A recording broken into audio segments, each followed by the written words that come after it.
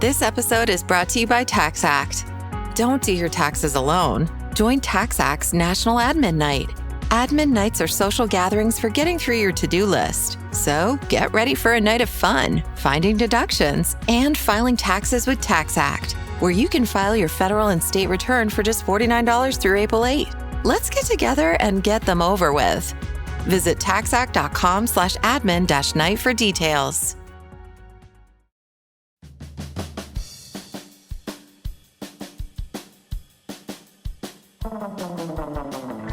Welcome to The Secret Life of Cookies, where we try to solve the world's problems through the miracle of carbohydrates, one recipe at a time, with host Marissa Rothkopf and her dog, Bosco.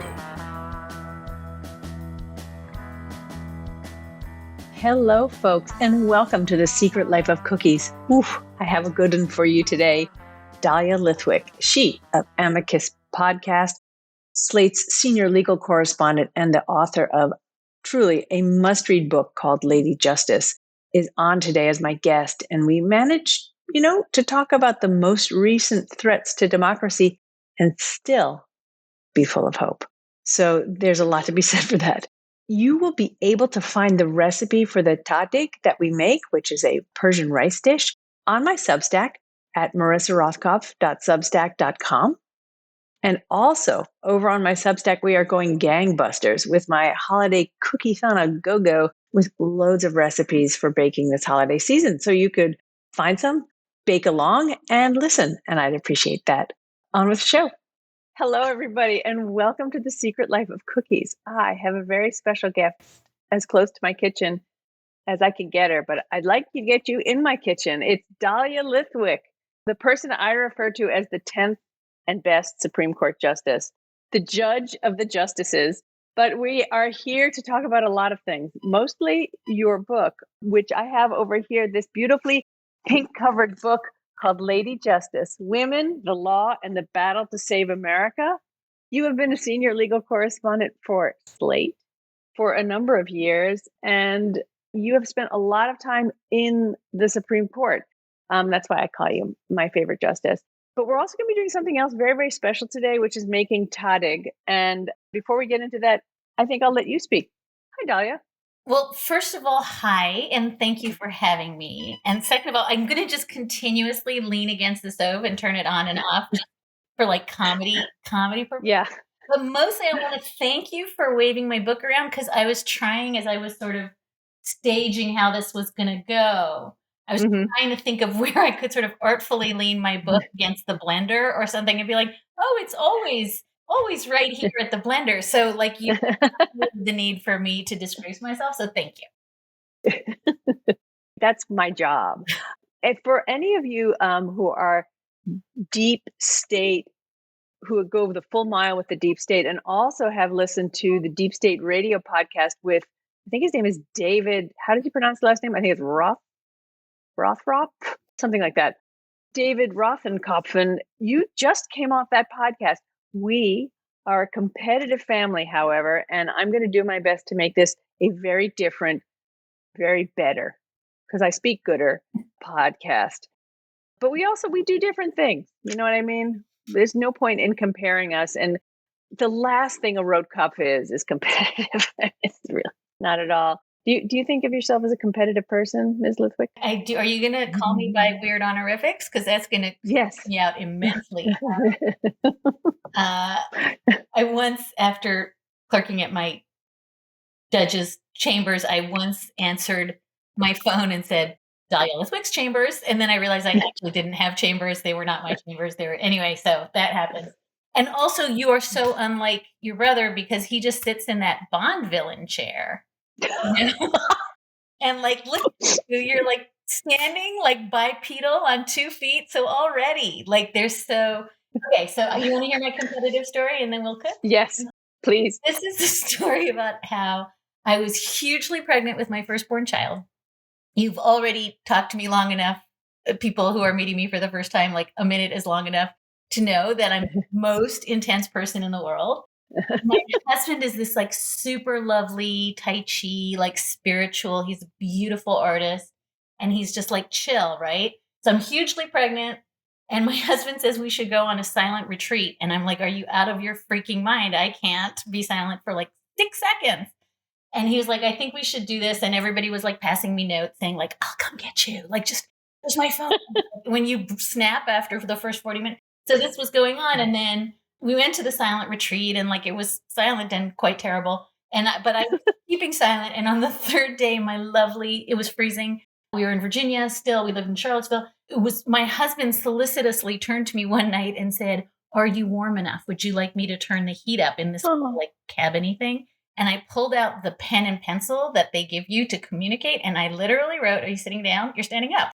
I wrote, I won the silent retreat. I won. And so after, when it was time to talk, after 5 days of keeping silence and like meditating and communing, the first words out of my face were, I won this sucker. So beat that with your brother. I don't think you can.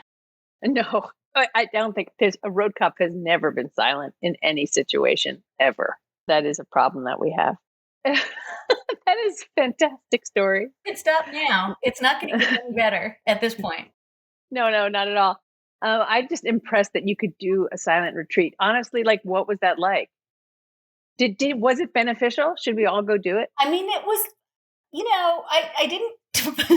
I will confess, like, I brought a lot of face packs and like scripts. Like, I sort of treated it like a spa for my outside instead of my inside, which is not in keeping with the like yoga methodology. It's really interesting to be silent for 5 days. I mean, it is fascinating. And other than the fact that I spoiled it by being a competitive asshole, like it's kind of like profound to not speak a word for 5 days. I've never gone back, so I don't know if I can say I've like integrated it into my life, but it was great. Well, that's what I wonder. When you come out of the 5 days, are you just a jabberjaw? Or you're like, you know what? That was fine. One of the things that was interesting, and this is fitting on a, show where we're talking about cooking, is like everybody was so lovely because they were all silent. And so like people were like bringing me extra lentils and like extra like parsnips and then more lentil. Like everybody was loving and very like, everybody felt like Buddha. And then as soon as people start talking and they're like, I don't have a ride to the airport. And you're like, don't talk. So it made me realize that if we could just like all of us be silent for 2 years, I think we could actually heal politics. But once you start talking and everyone's like, I didn't really like my, ashram leader, blah, blah. And you're like, oh, shh. Maybe that's what we should try. I like that idea. If we just have, I'm sure it would work. Oh, wait, Twitter. Also, lentils. How many lentils? So a lot of lentils. There was. Just the kind of the crunchies and they're like mealy kinds or like beautiful puy lentil from France. No, it was those like red, those like red lentils, like the biblical lentils. They were very good. But I also don't eat a lot of lentils or go on silent retreats. So maybe there's a lesson there. I think there's a couple lessons there. I think we should get started making this dish, which people would be interested to. I think this would be a great live show to do. If anybody's interested, we could do a 4-hour discussion about the future of the Supreme Court and make tahdig. You are an expert tahdig maker. Can you help the people at home who don't have a clue what tahdig is? So this is a Persian dish. And it's essentially, I think I may have just said this to your brother, because I'm not a huge cookie person. I don't have like a secret cookie recipe. I'm a definitely salty person more than a sweets person. So this is like a huge rice cookie. It's just a big crispy rice cookie. And I think I might just show you the picture. I'm working out of, this is actually the only recipe that I've ever found that works. They almost all come apart, but this is from the Michael Solomonov Zahav cookbook. And like it comes out if you're doing it right. See that picture? And it's gorgeous. Beautiful. It's got this crispy, turmeric-y, gorgeous, crunchy thing. And my mother is Iraqi. I'm half Iraqi. So like for us, mac and cheese, not a thing. Rice. And the like crispy stuff at the bottom of the pot, if you're doing it right, like that's gold. And somebody told me once at a restaurant that there's like 48 different names for that in Arabic. Like, it's like, you know how they say there's like 26 words for snow? Right. There's so many names for like this crusty, crispy, crunchy, ricey bottom stuff that becomes this top stuff. So this is just a delivery mechanism for that, which has all those names. And like in Spanish, when you make paella, there's the crunchy crust has the name sokarat, so they have it in Korean. They make in Korea, they make a dish where you have you make the soup, and then at the end you get to scrape up all the crunchy rice on the bottom. So it's a universally delicious and well received thing. We're going to talk about your incredible children later, but you did something for my incredible child today. My 16 and almost 17-year-old son came down the stairs probably 10 minutes late. If his teachers are listening, it was him. It wasn't me. I tried to get him out of bed, but he came down the stairs and I was like, yeah, well, if you're going to come home, I'm doing my podcast and, don't come stomping in the house. And he's like, oh, what are you making? And I'm like, tahdig. And he's like, you are? I wanted to make tahdig for like 2 weeks now. And I was like, how do you even know what tahdig is? Right. And he's like, I think he looks at like rice pornography sites or something because he's that kind of kid and must have come across this. And he was like, he's so excited, and it's thanks to you. And you don't always see that in, teenagers. So I appreciate that. I was going to show you this and then we could really start cooking. But as I was in my kitchen, this is what my 17-year-old recently left me. It's a little blurry. So can you tell me what it is? Please wash your lipstick off of cups and mugs, period. It doesn't come out in the dishwasher. And then there's a please underlined. So that is my otherwise dreamy 17-year-old just leaving me a little reminder of how to be better. So yours wins today. Not but the difference is your child is doing the dishes. So Oliver, if you're listening, you're a great kid, but could you do the dishes without me having to ask? Let's start this process, and then the process starts by, we have been soaking rice, just beautiful jasmine rice, for overnight or for at least an hour. And I've been doing it for, I don't know, a good 4 or 5 hours. So I'm going to drain the rice. Is that? I'm draining mine too. And here is where I sit. And this goes back to the silent retreat, Marissa. Yes. It's all about the water and the draining. Like, nobody believes us about this. Like, people don't understand. You got to rinse it. You got to touch it. You got to rinse it. Like, it's all the like drain is in the touching the rice. So my job is to wash all that starch off. Exactly. And so it's like you let it soak. It's bizarre, but you really do have to let it soak. And my husband, like, really does like get his hands in the rice and touch it and push it around because he says it's very meditative. So this is partly about making rice and having the crunchy stuff, and partly about finding a little zen in your rice preparation. And this, I think tahdig is sort of probably a very good meal around the holidays anyway, because of that meditative aspect. It takes time. It does take time. This is not a recipe. Like, you can't be like, oh, people are coming for dinner in 7 minutes. I'm making this thing that takes hours. But it's also super easy. It's like easy, but takes time. Mm-hmm. So I've rinsed my rice, and I've got a pot on the stove, my mother's pot. I think this is the kind of meal you need to make in like some heirloom pot that you have, because do you have like the family tahdig pot? I do not. And in fact, I often use a pot that I got because I advertised for it on Amicus, my podcast. And they like sent me a pot, and then, but I thought I'd feel a little filthy, like using a pot that I like got grifting like for my podcast. So I'm actually using another one, but you're going to have to fill your like pot or heirloom pot or grifting pot with water. The grifting pot. I just want to thank all my advertisers on the show for all the ways that they make me feel good about it. Okay. And now we're going to dump the rice in, right?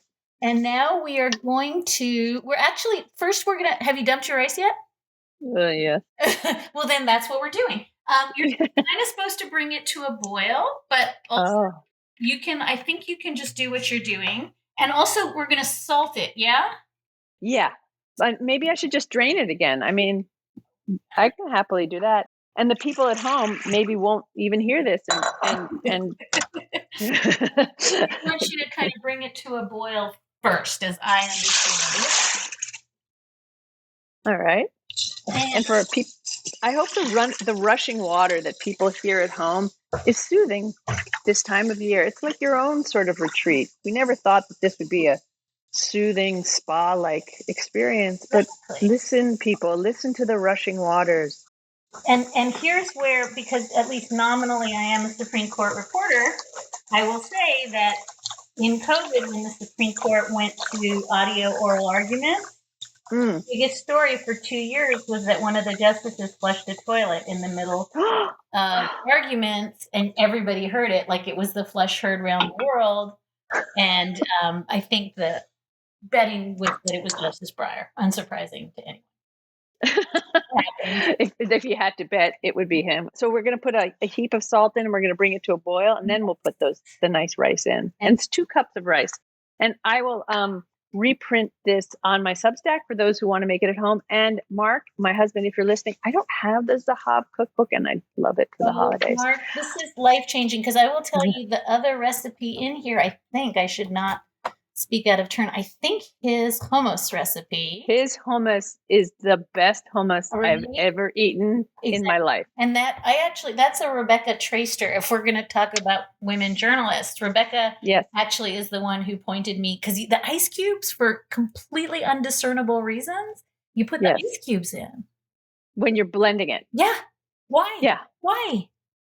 I haven't actually studied the recipe that closely because I have never made his recipe. I only get it, she says, as she goes to the refrigerator, sometimes from some of the CSAs that I have. Because I don't live that far from Philadelphia, we get Zahab hummus from Zahab. Here's a little teeny tiny container of it, everybody. And it's that good. It's in the container. You know, good. I'm like Smeagol. It's the precious. It's the precious.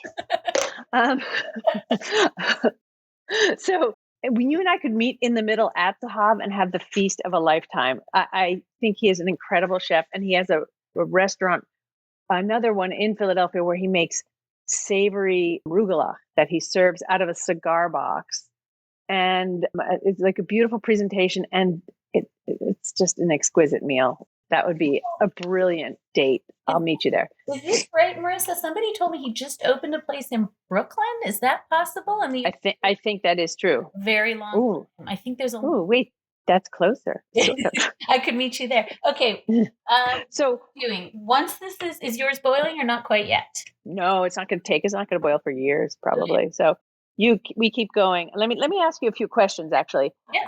I don't want to overlap too much with my beloved brother, who talked to you about, because yesterday there was quite a bit of to-do at the Supreme Court because of basically what I heard, like made up arguments for a made up law that they were trying to enact. What can you give us, like the childlike primer for this? Yeah, I mean, it doesn't have to be First of all, it's a really complicated case, and okay, good, because I felt a little. No. I've been trying to ring the alarm about this case for 2 years. I think it is the most consequential democracy kind of busting case, certainly of my career. Like, it's in the Bush v. Gore category, and nobody knows about it because it's super abstract. So I'll give you the thumbnail. The thumbnail is when we learned on Schoolhouse Rock about checks and balances, and that you could think what we learned. I will. There's separate branches, and they check each other, right? And if one of them goes crazy, the others can check them. And for 233 years, it would seem that was working. And suddenly, North Carolina, the Republican-led legislature did a crazy gerrymander where they were like, let's take a state that's basically 50-50 Republicans and Democrats, and let's carve it up in such a way that the Republicans get 10 seats and the Democrats get 4. That seems fair. And so they were pushing ahead with this map, and the state Supreme Court of North Carolina, under the state constitution, said, oh, hell no, this is unconstitutional, right? And instead of drawing new maps, the North Carolina Republican-led legislature said, oh, here's our theory now. Our theory is that the Constitution gives what's called plenary, that means complete and unreviewable authority, to the legislature to set all election matters, time, place, and matter. Everything gets decided by the legislature, and it cannot be checked. It cannot be reviewed by state courts under the state constitution. Oh, and the governor, right, can't veto. So basically, left to their own, right, your face is the face. No one, this is, I'm sorry, podcast people, I am, I look, do I look dim, confused? You look pale. Yeah, I look a little pale. Because it's insane. It's insane. And what they're essentially saying is, in the 30 states that are controlled by Republican legislatures, they can set their own laws. They can do away with mail-in voting. They can do away with Sunday voting. They can close polling places. They can gerrymander. Doesn't matter. There's no check, right? So like you can sing Schoolhouse Rock again. This is not how it's supposed to work. By the way, in blue states, presumably you could do the same thing. Right. It's insane. And the U.S. Supreme Court heard a sort of early emergency version of this case, batted it away. But we have now 3, maybe 4 justices who've expressed real interest in this theory. It's called the Independent State Legislature Doctrine. And doctrine, podcast listeners, I've got air quotes because it's definitely air quotes. Not a doctrine. It's something that is entirely fictional. And they went to the Supreme Court on Wednesday and said, it is our position that since the founding, legislatures in states have had unreviewable, uncheckable authority to do what they will with elections. Nothing that the state Supreme Court has to say about this matters.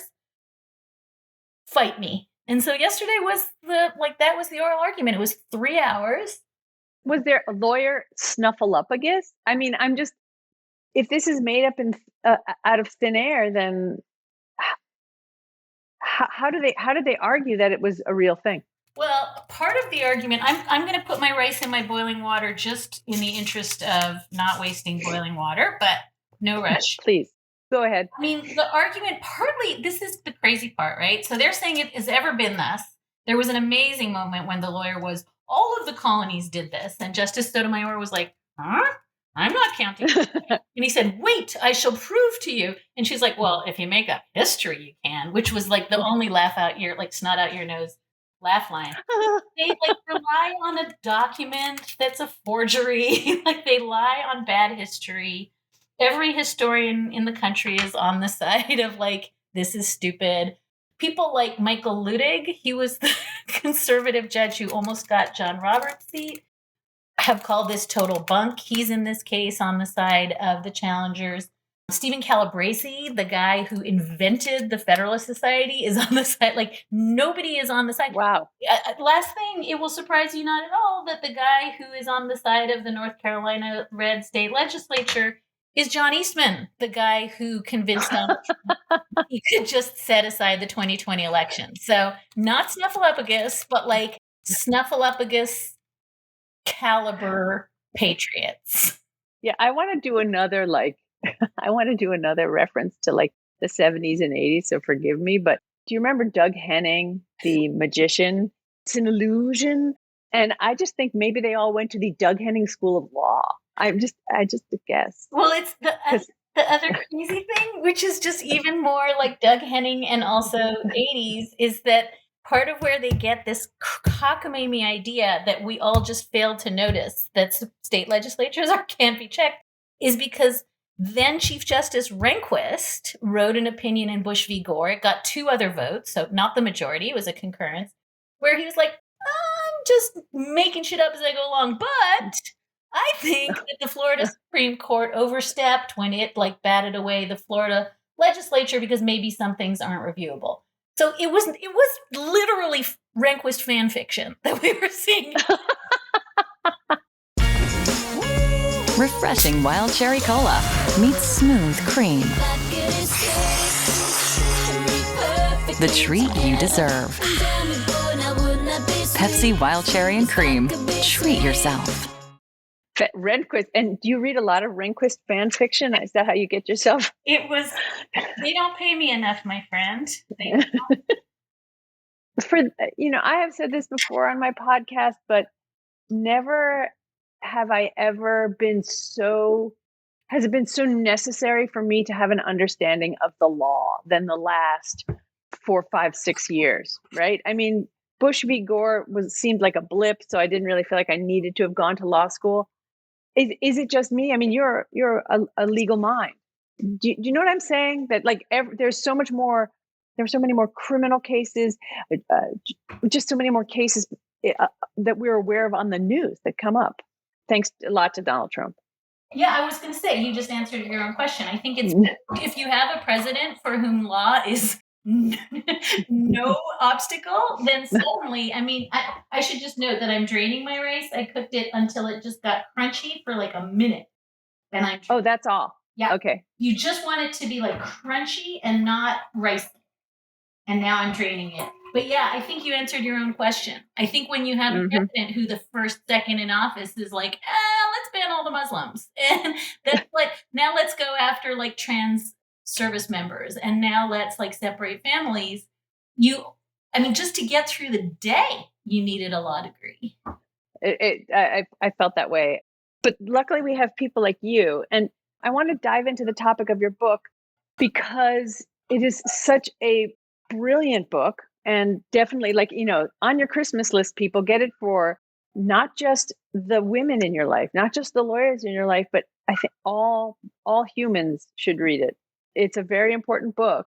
And, I always end up reading, like when I have people who've written a book like you, I go and also read the book reviews of the book just to see what people are saying about it. And I was struck that a lot of the kind of the angle that a lot of the reviewers took was, we thought this would be a book that was out of date before it was even published, because it went to press as Roe versus Wade was drifting off in a cloud. And they have that great turn, as journalists, we're always looking for that turn. And the turn was, no, this is a guidebook for today and the future. And I, having read it, believe that. And I that's why I think everyone should have a copy. And it's not going to be like a history book. It acts as a history book, but also as a fantastic guide for people. What was your goal when you set out to write this? It was both of those things. Partly that I wanted to keep a record. Like I wanted to be really clear of like the tick-tock of what had happened. I felt as though things that had like shocked and horrified us, like the travel ban, they were stopping migrant teens at the border who were allowed to have an abortion under federal law from leaving the shelter, right? Like they were so crazy. And I think we almost forget. So there was a big part of this that was simply, I want to record this. And one of the things a lot of folks say when they read it is like, oh God, I forgot how awful some of that was. Yes. I think it's like we try and repress pain. Yeah. I have to stop and insert something, which is, I have to be very clear that this is a book about, if you didn't get it from my rushing through the subtitle, about the women who took the law into their own hands in a sense, in order to preserve our democracy during the Trump administration. Yeah. So, that was the other piece of it, was that I was really struck as I was covering these stories in real time after 2017, how many women were like surging into leadership in these lawsuits. Like how many, every time I looked around, there was some woman spearheading some case, some suit. It is by no means my implication that men weren't doing it, but just that I was really blown away by the women. So as you said, I sort of wanted to tell these stories. Each of them is an amazing kind of like Law and Order TikTok of some incredible, lawsuit. But more than anything, I think I wanted to sort of lift up the idea that we just saw resurfaced in the midterms, which is everybody was like, oh, women, they're over Dobbs. That sucked. All they care about is gas prices. And now moved on to the next thing. And you and I knew that wasn't true. And so I think this is a book that's kind of a love letter to these twin ideas of like women and organizing and power and democracy and voting and all this stuff. But also, I think a love letter to the idea that like ordinary people who nobody knows their names and like we don't have like the RBG mug and the throw pillow, they change the world and like they should be credited with that. So that I think was the animating spirit. I wanted to talk just a little bit of background about this woman that I knew absolutely. No. Polly Murray, Saint Polly, actually, as it turns out, right? She was sanctified. I mean, what an amazing story. Incredible. And like goes to like this point about African-American woman who was like rejected by every single school and every single everything, goes to Howard, she's this first Black Attorney General or Deputy Attorney General of California. No, it's unbelievable. It's everywhere. Like every law library in the country should have a Polly Murray, and nobody's, including me, like I went to law school for 3 years. Nobody's ever heard of Polly Murray. And I should say here that Polly Murray was certainly, I think, gender nonconforming and might want to be called they today, even Polly Murray died many years before the Trump era. But you're exactly right. This is a person who, commending to people the amazing movie My Name is Polly Murray by Julia and Betsy West, because like it will knock your socks up. But you're exactly right. At every turn in history, Polly Murray's like the Where's Waldo.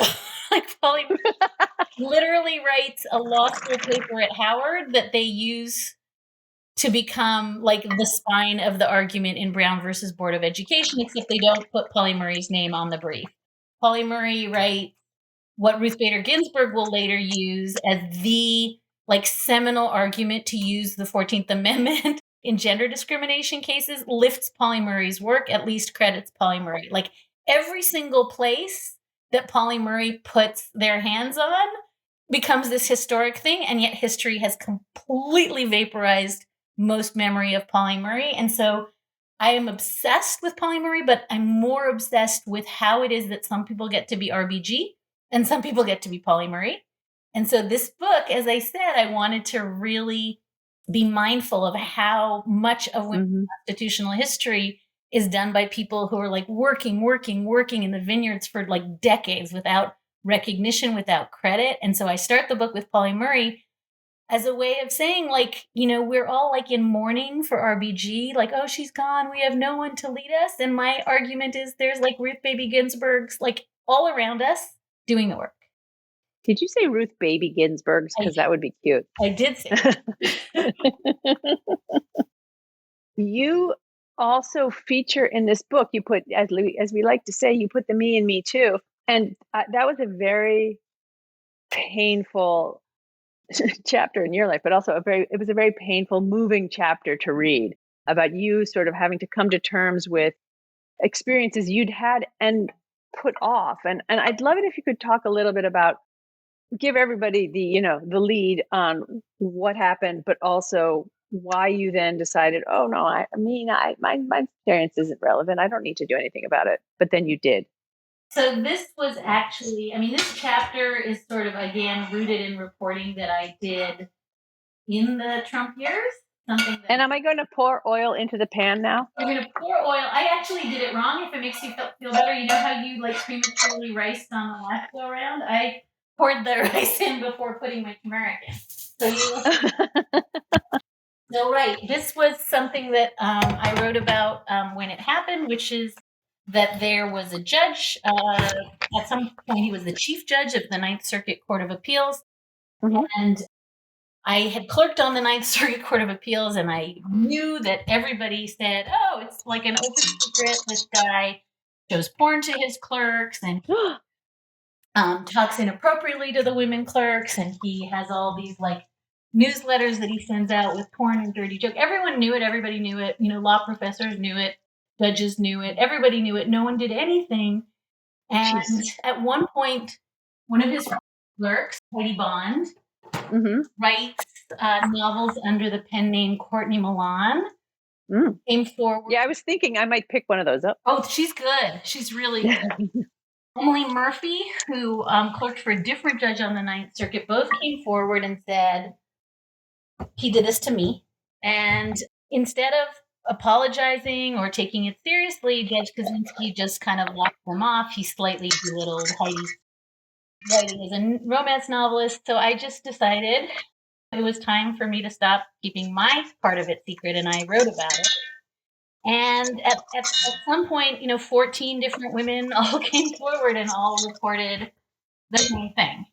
I just want to pause and say, I've heated up the oil, I've put in the turmeric, and I've now dumped the rice in. Right. And am I supposed to smush it down now? Yes, you're going to smush it down. And they're saying, the recipe says, like, lightly press it. You want to have it be sort of flat.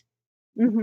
And then... But I'm not mixing the turmeric around. The turmeric, and it's so funny. I think I might say this word wrong because of my mom. No. I'm from a family that says paprika because my grandmother was Hungarian. So there you go. And people are always like, what? I'm like, paprika? So yeah, you're right. And that's going to form your crispy deliciousness. And then I'm supposed to pour the oil and water over it? You're going to Or is that later? No, I think you're doing it now. Hold on one quick second. I'm just making sure. Yeah, you're going to People, this is real cooking that's going on. It's real cooking. Even though we both put the rice in and had to drain the rice. I think we've now had 7 between us. But you're going to take a 1/4 cup of water and some oil and some salt and pour it over. Once you flatten this sucker down, you're going to pour it over. And then, hold on, where's my water? And then, this is the only time in my life I will ever tell my Me Too story and cook simultaneously. And it's not going super well. And you're going to have it be on, as I recall, low. Like you want it on low. And then we'll do the one tricky part, and then I'm going to be laser focused on podcasting. But the one tricky part is you've got to do this thing where you put the lid on top. And the lid of the pot, this is crazy, needs to be, and then rubber banded so you don't set yourself on fire or your loved ones. You or your loved ones or your home. And then you're going to cover it and just let it go. And then we can actually have meaningful earnest Article 3 judiciary conversation. But once people go, that's the trick. But then once you cover it, the magic can begin. Okay. The line that really stood out to me, mostly because I'm a hypochondriac, is you've written this story. And it was really pouring out your guts here. You talk about it being, you talked to Rebecca Drazer about right now I'm living the first lines of my obituary, which is just a beautiful line.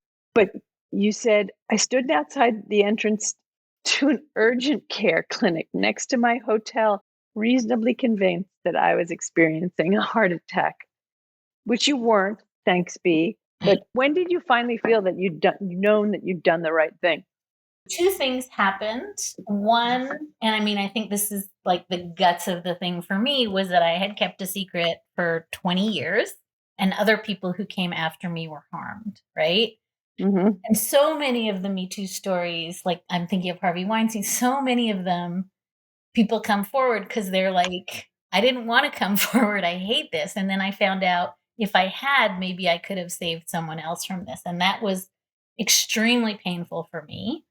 Mm. And the other thing that I wanted to be super clear about was that it wasn't so much a Me Too story. It wasn't the stuff that he had said to me when I was clerking was trivial, stupid sexualized stuff, but he didn't harass me or hurt me. The problem was that I knew all this other stuff. I had told young women in law school not to clerk for him. We had talked about it with law. My problem was we all kept this secret. And then we just sent generations of other young lawyers into the wood chipper. And they did it because, and we should say this, he was a feeder judge to the Supreme Court. His former clerks include Brett Kavanaugh. And he was... They must have gotten along great. Well, it was funny because Mazie Hirono at Kavanaugh's confirmation hearing said, look, guy, you were the one who was vetting his clerks for years and years, and you're telling me you didn't know any of this? And it would have been a good time for then Judge, now Justice Kavanaugh, to be like, yeah, I knew, everybody knew. But instead he was shocked. In fact, he said, I called him. I was worried about him. This was so hard on him. And it was like, okay, so that was a pretty good, that was pretty good. Christine Blasey Ford was going to go. But I think maybe the answer to the specific question is I expected much more abuse and hatred and vitriol, especially because, like you said, we live in an age of Twitter. And people were lovely. Like almost everybody, said to me, yeah, we knew, thanks for taking one for the team. And he did step down. I should note, in case folks don't recognize his name, he just signed on to be one of Donald Trump's lawyers in the last 2 weeks, and he's representing Trump. Your face again. You're making that. You're making the face, people. I'm going to post that face so people can see. It's the independent state legislature face. But yeah, he's not only representing Trump now in a case, but he made the claim in a brief recently that Donald Trump is the Galileo of our time. That he was most likely right about COVID restrictions. He was right about the possibility that the 2020 election was stolen by Biden. Like, we all just fail to understand that history is going to vindicate Donald Trump. And put aside this as yet another sort of story of somebody who manages to claw their way back into the public sphere. But it's emblematic of this huge problem, which is also true of Justice Kavanaugh, which is there's no investigation. None. We have these gutsy women. Why aren't we leading an investigation into these people? I mean, part of the problem is that if you are a federal judge, in Kavanaugh's case, the minute he was elevated onto the Supreme Court, the investigation against him died, right? There were multiple people who came forward and wanted to tell the FBI what they knew about him. The whole investigation died. With Kaczynski, the minute he stepped down, the investigation died. So he retires with a full pension, and we never know. We will never know what happened, but it's part of this larger chapter in the book where I'm sort of trying to think about the Me Too movement as something that is amazing and profound and wonderful for all the reasons that it has helped a lot of women, but it's not a process. We need investigation, and finding of facts and conclusions. And that chapter kind of ends with Christine Blasey Ford, who really fell on a grenade for everyone. And then we just sort of stepped over her and kept going. Right. Which was, I think, just a day I walked around sort of, and not with my jaw agape like now, but just feeling sort of as if I've been crying for 3 weeks, that sort of exhausted feeling that we're never, if she isn't heard, and the way that she was talked down to by people, there's little hope. But we have to wrap this thing up, and we'll meet again in 5 hours to check on the tahdig. But there was a very hopeful note, and that I think that hopeful note is the one that just appeared in your kitchen. You did this extraordinarily, I see it as brave thing, and you sat down with your kids and your husband before the story was published, and you said that, and you explained what you were going to do.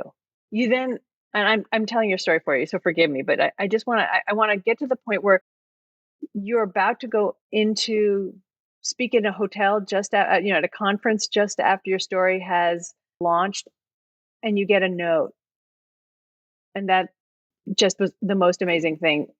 Would you share that with people, please? Yeah. And maybe your son. It's my older son, I should note. My younger son is a little pissed off because he appears in the book to say the most profound but nihilistic thing in the book, which is when the Charlottesville Nazis are amassing, and we lived in Charlottesville when they marched with torches in 2017. He was the one who said at the ripe old age of 12, problem with Nazis is if you engage with them, you lose. But if you ignore them, you lose, which was I think the most seminal comment of our time. But he's how come Kobe gets to be the hero and I'm the broken nihilist in your book? So let's not tell him about his brother, but his brother was amazing. Marissa, his brother, as I was panicking about hitting publish on this story that we had fact checked 1,000 times at Slate, and there were multiple witnesses. There was no question it was true. And my older son, called and just said, he was 14 at the time. Yeah. Let's also point that out. So that's not, that old. And also, like, he's not mushy in any way, shape, or form. Like, he's a pretty tough cookie. And he called and said, sometimes in order for other people to tell their stories, you have to tell yours. Like, you have to do this hard thing because you are making space for other people to do the hard thing. And the other thing I say at the very end of that chapter, which was so magical, is that Heidi Bond, who we talked about, and Emily Murphy, the two first women who came forward, much braver than I scrambled a phone call with them and Anita Hill.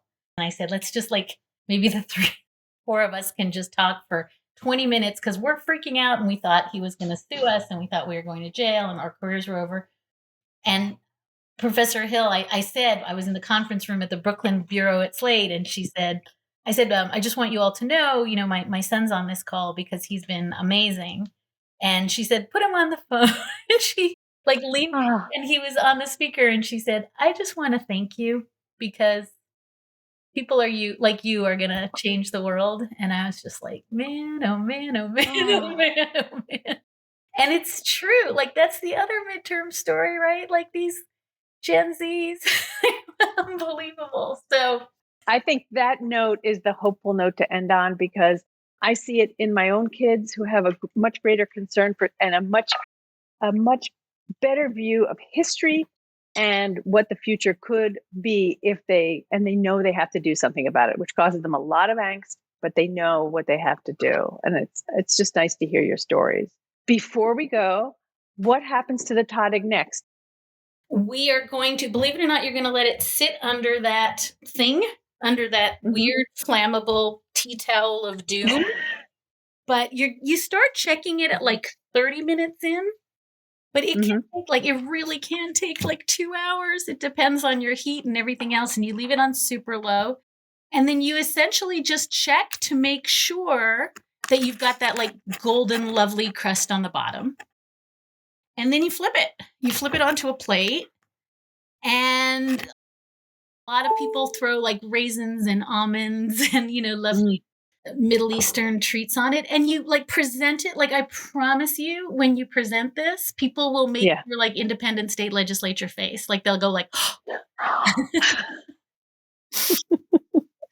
I hope so. And would you serve it at family dinners and things like that?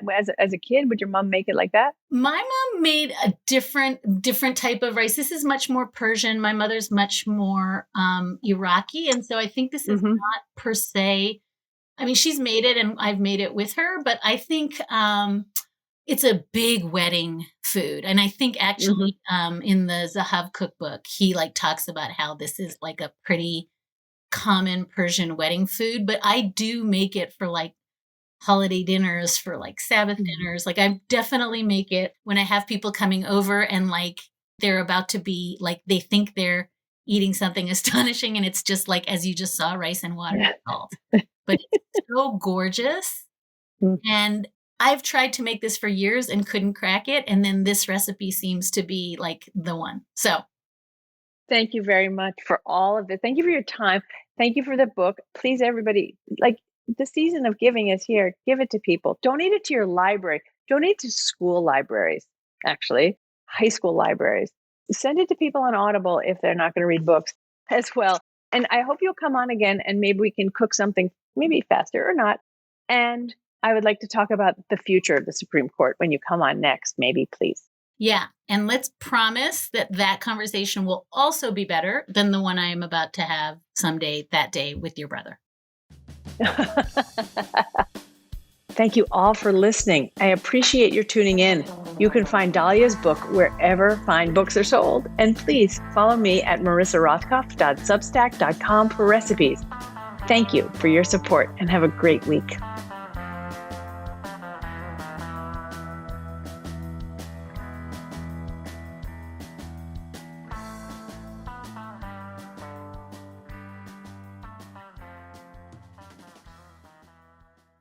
Hey, sorry to interrupt your playlist, but real quick, this might be better than music. We're talking free stuff. Yep, actually free.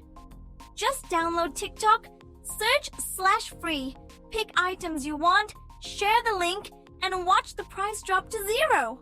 Your song will be waiting. Your free items won't. Open TikTok and start slashing now.